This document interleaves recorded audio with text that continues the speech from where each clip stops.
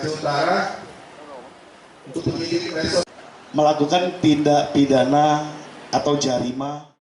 Kejaksaan Negeri Aceh Utara mengeksekusi 12 terpidana pelanggar syariat Islam, mulai dari perzinahan hingga judi online. 2 diantaranya sempat pingsan saat Algojo melakukan eksekusi cambuk ke-10 dari 100 kali hukuman cambuk yang dijatuhkan.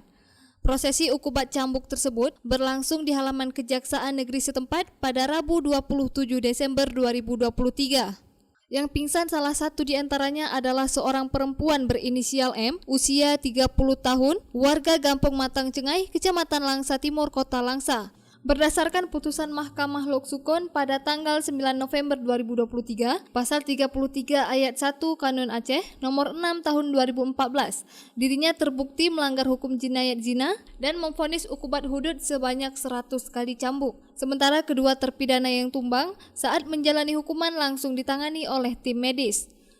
Tapi memang dalam pelaksanaan itu 12 orang, yang 11 dapat terlaksana dengan baik, sementara yang 1 orang belum bisa dilaksanakan karena tadi pada saat cambukan yang ke-10 kondisinya kurang memungkinkan secara medis, sehingga nanti akan ditunda, sisanya itu ada 90 cambukan lagi nanti di kesempatan berikutnya yang kita agendakan rencana di bulan Februari 2024. Ini perkara ini terkait ada terkait pelecehan seksual anak, ada terkait masalah mempromosikan zina, ada juga terkait masalah mesir atau judi online.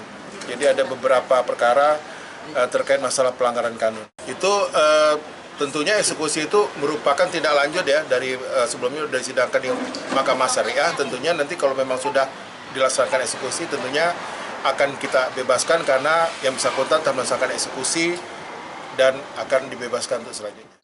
Sementara eksekusi terhadap 10 pelanggaran syariat Islam lain pada kasus jarimah perzinahan, pelecehan anak, promosikan zina, dan judi online masing-masing mendapatkan hukuman dari 35 hingga 100 kali cambukan.